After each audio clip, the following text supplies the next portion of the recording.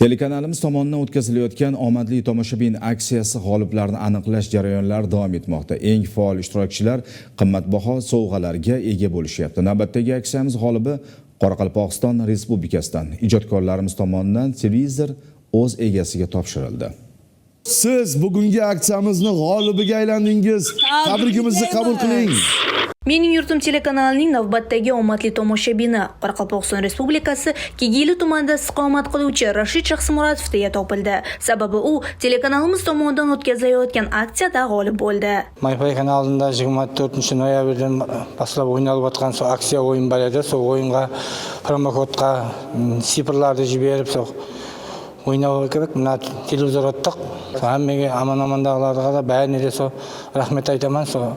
O'yinlar ko'payib bersin shunday. Aksiyada 7-sinf qizi bilan birgalikda qatnashgan Rashid aka bayram oldidan televizor farzandlariga haqiqiy sovg'a bo'lganligini ta'kidladi. Rost ekan, haqqani ekan. 7-klass qizim jiberib, nomerim chiqdi. Quvonchliman, yangi yilda bolalarga ulkan bir sovg'a bo'ldi. Telekanalimiz turli qiziqarli dasturlar, jonli efirlar bilan bir qatorda mega aksiya doirasidagi sovg'alar o'ynatishda ham davom etadi. Shunday ekan, mening yurtim telekanalidan uzoqlashmang. Ajab emas, siz ham keyingi omadli tomoshabin bo'lsangiz. Aydin Allambergen va Ali Xudoyberdiyev Qoraqalpog'istondan.